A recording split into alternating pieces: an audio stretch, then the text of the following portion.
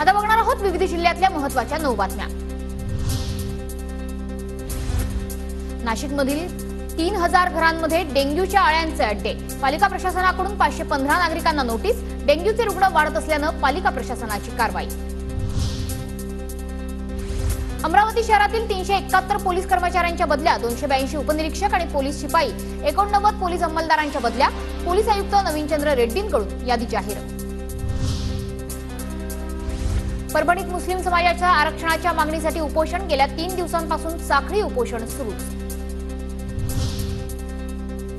नागपूर विमानतळाच्या धावपट्टीचं रिकार्पेटिंग अनेक दिवसांपासून रखडलं। उच्च न्यायालयाची संबंधित प्रशासनाला नोटीस। येत्या 14 ऑगस्टपर्यंत उत्तर सादर करण्याचे आदेश। छत्रपती संभाजीनगरमध्ये बीएचएमएसच्या विद्यार्थिनीची आत्महत्या। एकतर्फी प्रेमातून तरुणाकडून वर्षभर त्रास।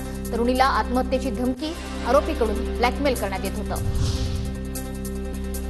नंदुरबारमध्ये आदिवासी दिवस साजरा होणार। आदिवासी दिवसाची तयारी अंतिम टप्प्यात। विजयकुमार गावित यांची माहिती। वाशिममधील उपमुख्यमंत्री फडणवीसांनी उद्घाटन केलेलं टेम्पल गार्डन अजूनही बंदच। टेम्पल गार्डन बरोबर मोनो रेल्वेची देखील दुरवस्थाच।